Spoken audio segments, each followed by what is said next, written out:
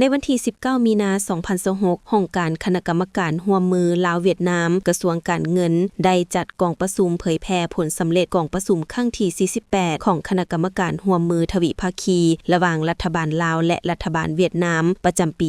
2026 ให้เกียรติเป็นประธานโดยท่านเฉลิมไซกรมสิทธิ์กรรมการกรมการเมืองศูนย์กลางพรรครองนายกรัฐมนตรีประธานคณะกรรมการร่วมมือลาวเวียดนามมีท่านนางพรวรรณอุทวงศ์รองรัฐมนตรีกระทรวงการเงินรองประธานผู้ประจำการคณะกรรมการร่วมมือลาวเวียดนามพร้อมด้วยบรรดารองรัฐมนตรีรองประธานคณะกรรมการปกครองแขวงนครหลวงเวียงจันทน์หัวหน้ากรมรองหัวหน้ากรมและผู้ต่างหน้าจากบรรดากระทรวงองค์การทุกแขวงในขอบเขตทั่วประเทศเข้าร่วมโอกาสนี้ท่านนางพรวรรณอุทวงศ์รองรัฐมนตรีกระทรวงการเงินรองประธานผู้ประจำการคณะกรรมการร่วมมือลาวเวียดนามได้ขึ้นเผยแพร่เนื้อในผลกองประชุมครั้งที่ 48 ระหว่างรัฐบาลแห่งสปป.ลาวและรัฐบาลแห่งสส.เวียดนามประจำปี 2026 โดยเน้นใส่สร้างความเข้าใจเป็นเอกภาพและรับประกันเห็นให้เนื้อในและข้อตกลงว่าด้วยการร่วมมือระหว่างสองรัฐบาลได้รับการจัดตั้งปฏิบัติอย่างเป็นรูปธรรมมีประสิทธิผล